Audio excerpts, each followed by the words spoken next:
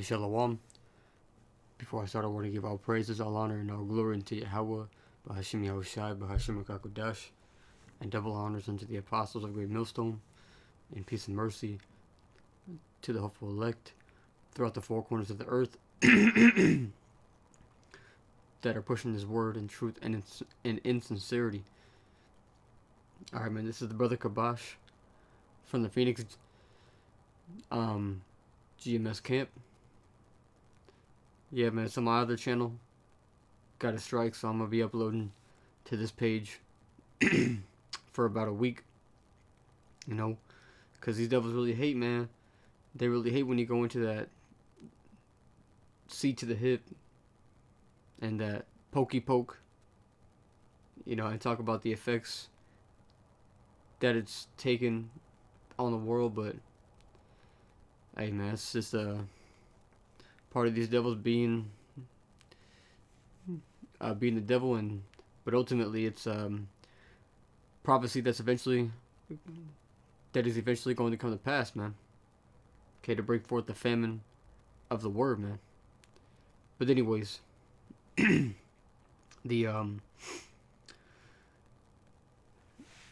this lesson is going to be about is preparing your mind. Okay, because a lot of things that we go through as men, Kayla, a lot of the battles that we fight they take place in our mind.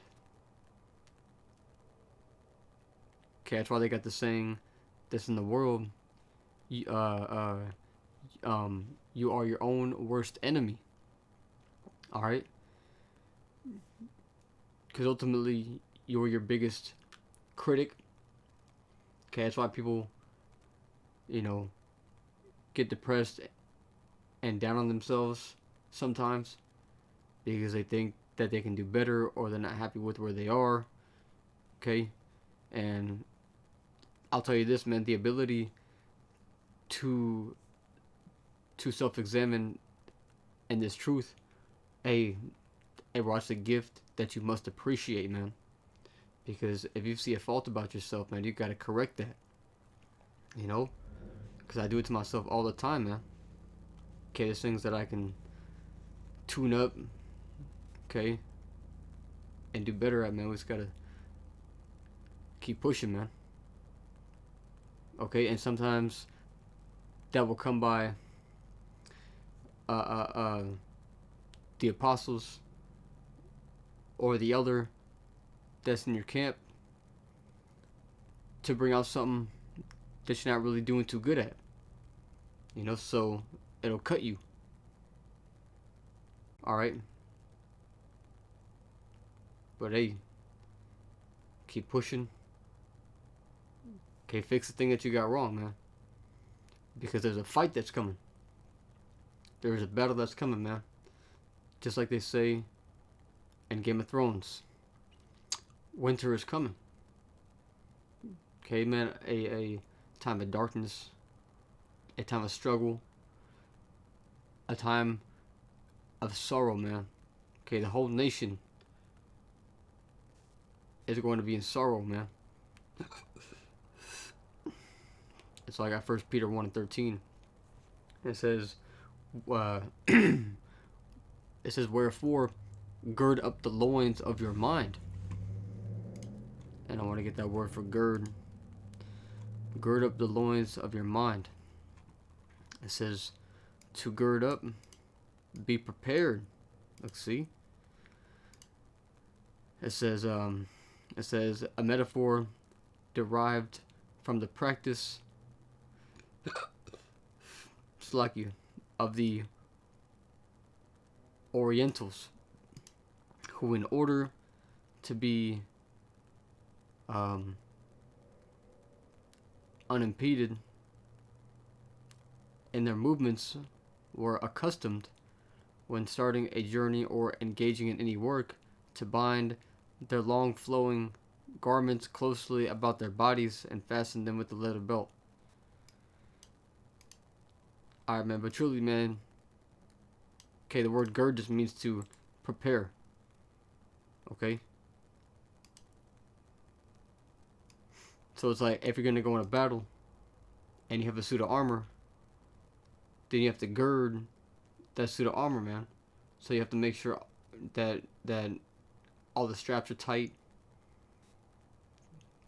so it's not gonna come loose during battle. Because if it becomes loose and you get distracted by it, that can your cost you your life. All right. It says, be sober. Okay. A lot of our people love to just get drunk or be high all the time. And there's nothing wrong with drinking as long as it's done um in moderation, to where you can still think straight.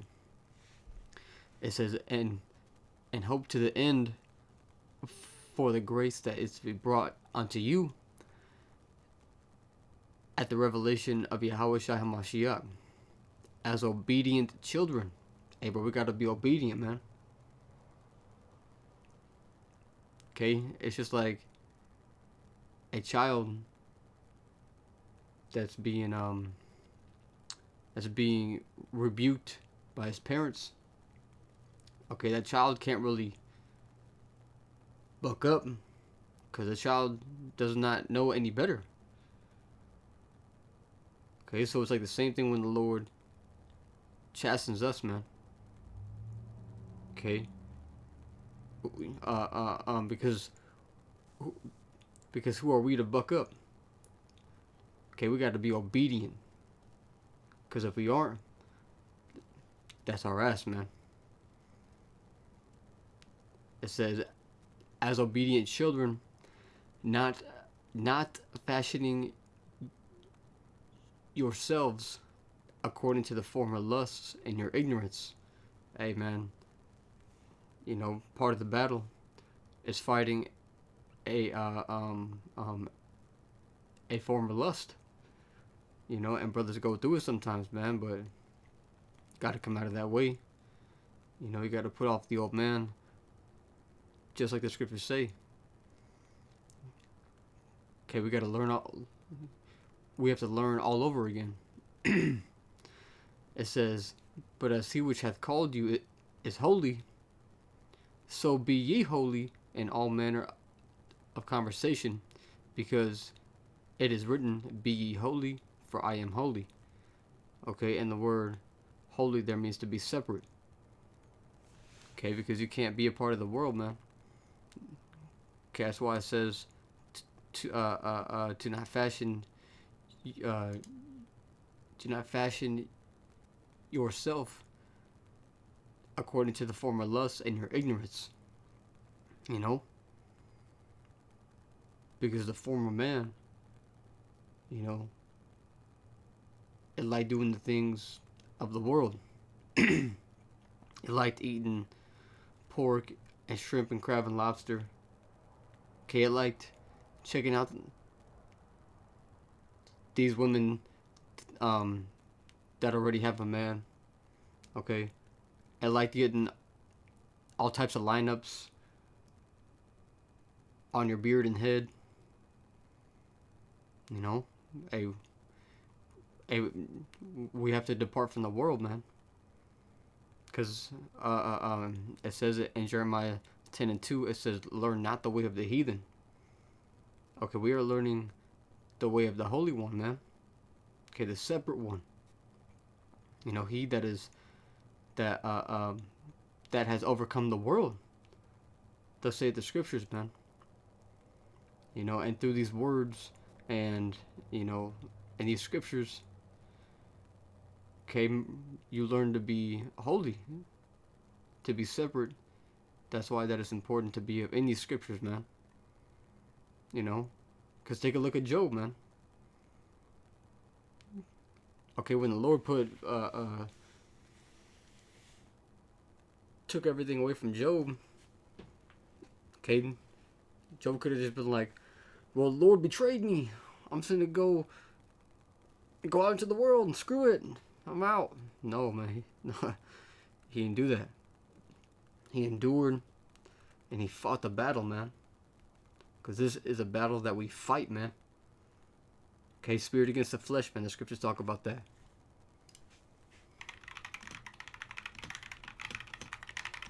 Flesh wars against the spirit. Galatians 5. Let's see where we start at. And I'll start at 16. And it says, "This I say then, walk in the spirit, and ye shall not fulfill the lust of the flesh. For the flesh lusteth against the spirit, and the spirit against the flesh. And these are contrary the one to the other, so that ye cannot do the things that ye would." Okay, because the spirit, man, it wants to do righteousness, but the flesh only strives to do the things of the flesh which are evil and unrighteous.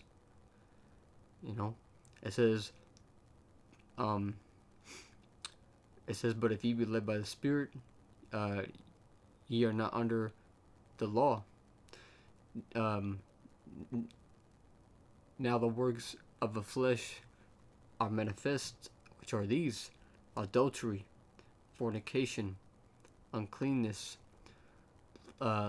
lasciviousness, idolatry, witchcraft, hatred, variance, emulations, wrath, strife, seditions, heresies, envyings, murders, drunkenness, revelings, and such like, of the which I tell you before, as I have also told you in time past, that they which do such things shall not inherit the kingdom of the Most High." Hey, bro, that's why it's important to become holy, man. Okay, because you will separate yourself from these things. Because because these are the works of the flesh. To hate, envy. Okay, to have wrath. To murder, to get drunk. These are not the works that shall inherit the kingdom. So therefore, man, you should depart from them. Okay? But it says in verse 22, "But the fruit of the Spirit," and when it talks about the fruits, man, it's talking about the work. So it says, and to prove that, man, the scriptures say at the, I think it's Matthew 7, known by his fruits. Yeah. Matthew 7 and 16. It says, "Ye shall know them by their fruits." Okay. It says, do men gather grapes of thorns or figs and thistles? Even so, every good tree bringeth forth good fruit, but a corrupt tree bringeth forth evil fruit. Just like if you are a corrupt person, then you bringeth forth corrupt works. A good tree cannot bring forth evil fruit. Neither can a corrupt tree bring forth good fruit. Every tree that bringeth not forth good fruit is hewn down and cast it into the fire. Wherefore by their fruits ye shall know them. So it's basically by your works, man. Okay, just to prove that real quick. Back in Galatians 5 and 22, it says, "But the fruit of the Spirit is love, joy, peace, long-suffering, gentleness, goodness, faith, meekness, temperance. Against such there is no law." So that's why that is said, back up in verse 18, it said, "But if you be led by the Spirit, uh, um, ye, ye are not under the law, because truly, man, you're keeping the law."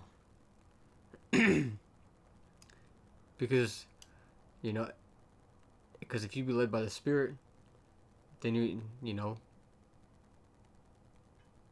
then you're righteous. So therefore, you have no need of a law, because you're already right. All right. Going back down to verse 24, and it says, "And they that are Hamashiachs have crucified the flesh with the affections and lusts. If we live in the Spirit, let us also walk in the Spirit. Let us not be desirous of vainglory, provoking one another, envying one another." So, okay, don't desire the glory of this place, of trying to be liked by everyone, of getting the most viewed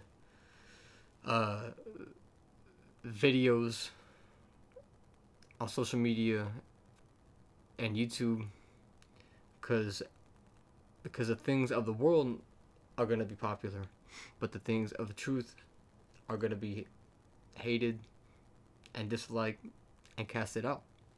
Okay, that's why the scriptures say that that the Lord chose the foolish things of this world to confound the wise.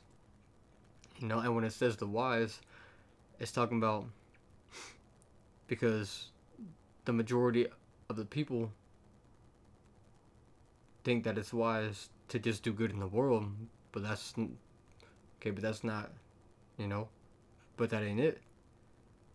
Okay, this truth is foolish to the world, and people think that the ways of the world are wise. All right, I'm gonna get Second Ezra 16. Before I go off topic too much, verse 40. It says, "O my people, hear my word. Make you ready to thy battle." Look, see, there's a battle that's coming, man. It says, "Hear my word." Okay, and there's only very few men who are hearing this word. So, if you can hear this, you know, if you can hear this word and you understand it, okay, it's a time for you to get ready to gird up your loins, you know. And how do you do that, man? The scriptures say to study to show thyself approved. You know, study to show thyself approved, man.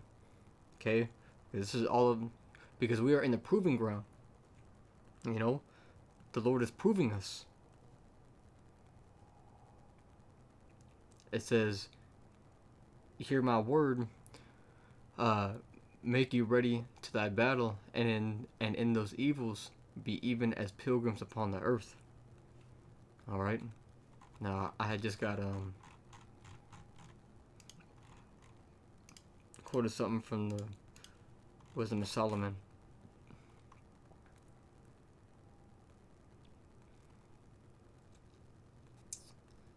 Let me see.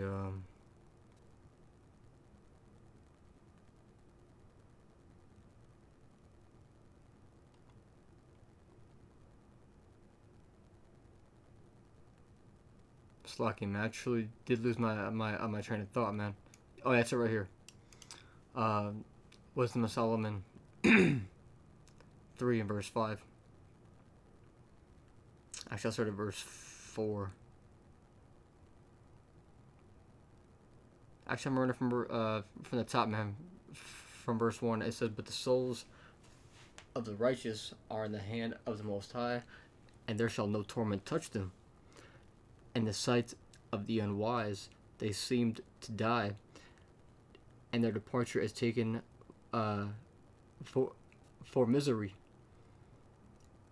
And they're going from us to be utter destruction, but they are in peace. For though they be punished in the sight of men, yet is their hope full of immortality. And having been a little chastised, they shall be greatly rewarded. Okay, that's why the scriptures say to despise not the chastening of the Lord. Alright.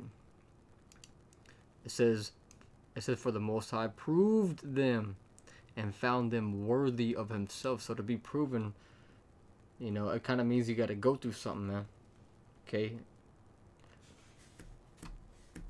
You can't just have this old little perfect life where, to where you're loved and you got all the riches, all the popularity, man. Okay, you have the good things of the world. You're not really doing anything for the Lord's sake, man. Okay, because the scriptures tell us to give the warning from Him. So if you're in the world, then hey bro, you're not really being proved, because you're not going through anything. Okay, you're not fighting against your flesh. Okay, you are living in the flesh and according to the flesh. It says, for the Most High proved them and found them worthy of himself, as gold in the furnace hath he tried them and received them as a burnt offering. Salakia. And in the time of their visitation they shall shine and run to and fro like sparks among the stubble. Power, man. Okay, in the time of visitation, that's the day that we put for that we put these works in for. Okay, so that in the day of visitation, okay, we're not slayed or caught on the other side of a flood. Okay, being that that great lake of fire that's going to cover this whole place, Babylon the Great. It says they shall judge the nations and have dominion over the people, and the Lord shall reign forever. They that put their trust in him shall understand the truth, and such as be faithful and love shall abide with him. Okay, any people say and claim that you love the Lord, but the scriptures plainly say that, if you love the Lord, keep his commandments. Any people do the complete opposite, man. Don't even put any fucking effort. Anyways, it says, for grace and mercy is to his saints, and he hath care for his elect. But the ungodly shall be punished according to their own imaginations, which have neglected the righteous and forsaken the Lord. Alright. So, hey, man. It's a time to gird up the loins of our mind. Okay. And it even talks about it in the book of Ephesians, about putting on the whole armor of the Most High, taking the shield of faith, okay, taking the helmet of salvation, taking the sword, which is the word, all these things, man, we have to accustom ourselves to. These are the skills that, that we have to acquire. I'm just like, if you're going to be a swordsman on the battlefield in a war, then you have to accustom yourself to the skills of a swordsman. Okay, you have to learn how to wield the sword, bro. We have to learn how to wield this word. Okay, bro, you have to know, how to block with the shield. Okay, faith is our shield, because the scriptures say um, that the weapons of our warfare are not carnal. So that's just to prove that you don't literally have to have on a suit of armor. Okay, so the spiritual suit of armor that we have to gird our spirit with, you know, and our mind. Anyways, man, with that being said, I hope and pray that this was edifying. So with that being said, I want to give all praises, all honor, and all glory unto Yahweh, Bahashim Yahushai, Bahashim HaKakodash, and Shalom.